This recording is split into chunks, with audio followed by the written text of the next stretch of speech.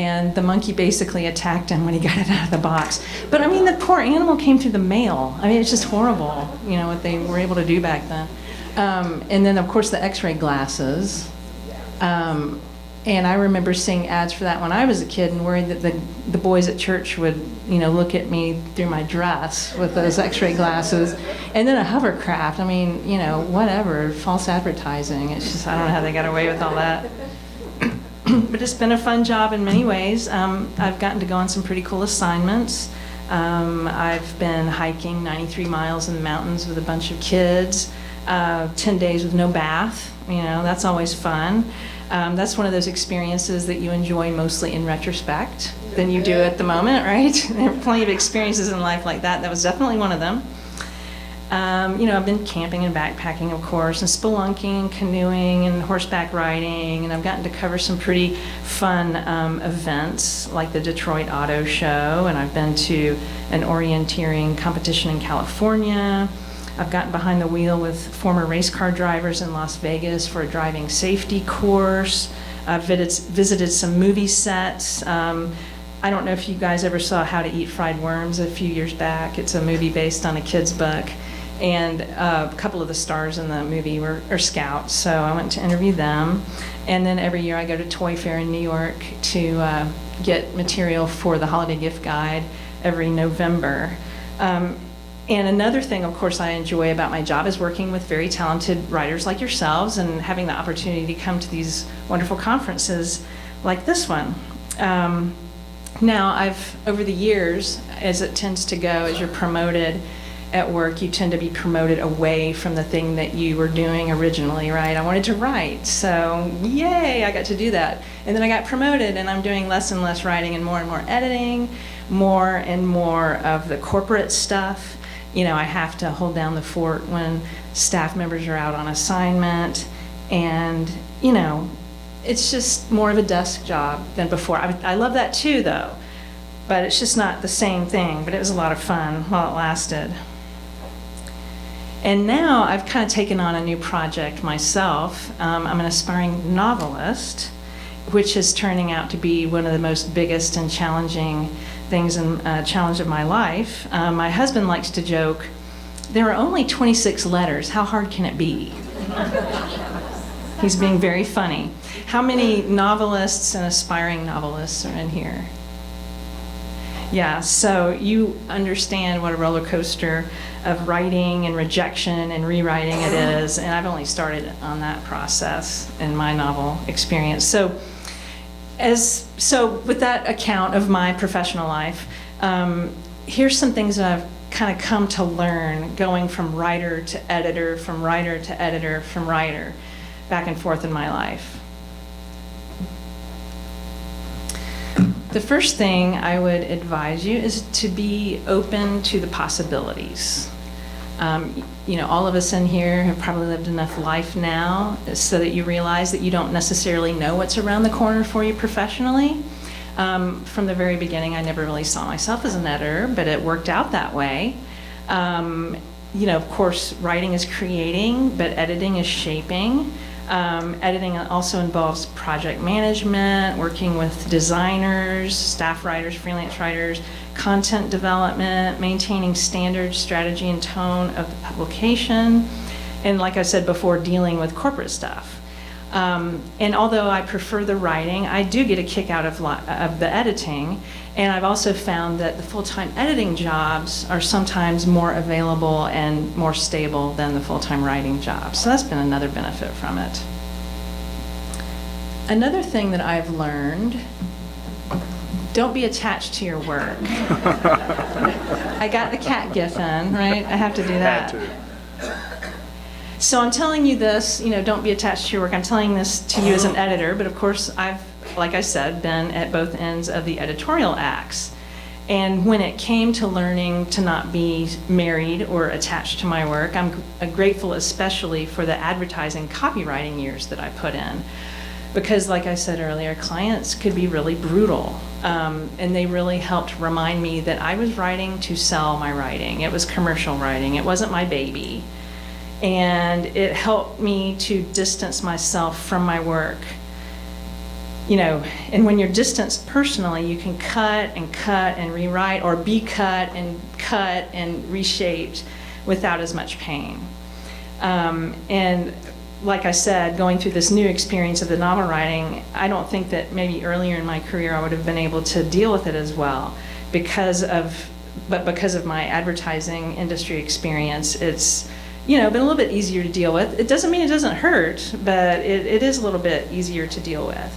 So I try not to be attached, and Joe mentioned earlier in his keynote, to be open to criticism and suggestions to improve, and when you're not as attached, obviously you can do that.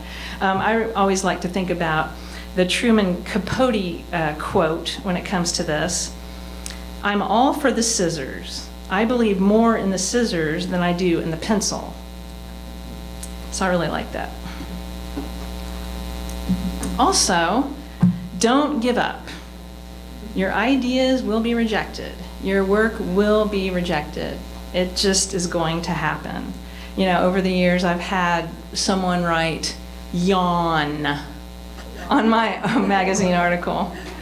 I've had not only an ad concept rejected, but told that it's so bad they'd rather just cancel the project than to go forward with my concept. So, some clients and editors can be brutal and even rude. And, frankly, I don't believe in being brutal and rude. I believe in being honest, but you can do that without being rude and abusive. But there are plenty of those folks out there. So, you get the negative, but you also get the positive. I've had some stuff win awards and, been complimented on my work. So, the bottom line is that you're going to have your good days, you're going to have your bad days, you're going to have your good writing and your not so good writing, but don't give up. And when it comes to rejection, frankly, we're all in very good company. So what I want to show you now are some rejection letters that were sent to writers who later became famous for their work. And I'd like you to try to guess who these rejection letters went to. Let me read this. I need my glasses. Okay, everybody knows who this is for, but I'm going to go ahead and read it. And this is a fun one, right? First, we must ask, does it have to be a whale? While this is a rather delightful, if somewhat esoteric plot device, we recommend an antagonist with a more popular visage among the younger readers. For instance, could not the captain be struggling with a depravity towards young, perhaps voluptuous maidens? So who is this for? Yes. All right, this next one is a little bit more difficult, but there is a big clue within it. We have been carrying out our usual summer house cleaning of the manuscripts on our anxious bench. I love that, anxious bench. It's perfect to name it that. And in the file, and among them I find the 3 papers which you have shown me as samples of your work. I am sincerely sorry that no one of them seems to us well adapted for our purpose. Both the account of the bombing of Dresden and your article, What's a Fair Price for Golden Eggs, have drawn commendation, although neither one is quite compelling enough for final acceptance. So it's one of those, not right for us at this time rejects. Any ideas on who this was for? Vonnegut. Yes, Vonnegut. Yeah, well, this was an earlier form of that. I believe that this paper he later developed into the novel. All right, in this last one, I'll be interested to see if anybody can get this one. If I may be frank, you certainly are in your prose. I found your efforts to be both tedious and offensive. You really are a man's man, aren't you? I wouldn't be surprised to hear that you had penned this entire story locked up at the club, ink in hand, brandy in the other. Your bombastic, dipsomaniac, where to now characters had me reaching for my own glass of brandy. Yes, Hemingway, very good. Was it The Man's Man? Yeah, that kind of gave it away. And by the way, does anyone know what dipsomaniac means? Yeah, drunken. So anyway, I thought these were kind of fun. What was it reference?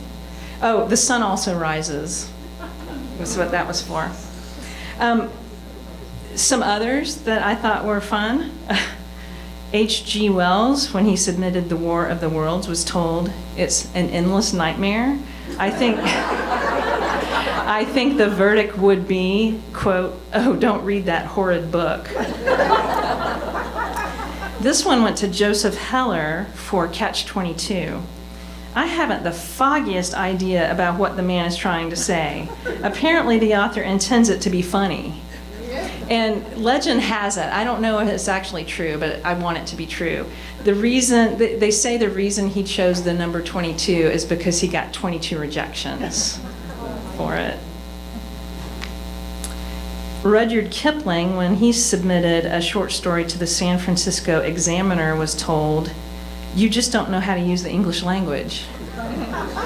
Louisa May Alcott, for Little Women, was told to stick to teaching. And then Harry Potter and the Sorcerer's Stone, the first book in the series, was rejected 12 times, and J.K. Rowling was told not to quit her day job. So we're all in good company with the rejections. Keep that in mind. And with that upbeat note, I'd like to encourage you to keep on keeping on, and good luck with your writing.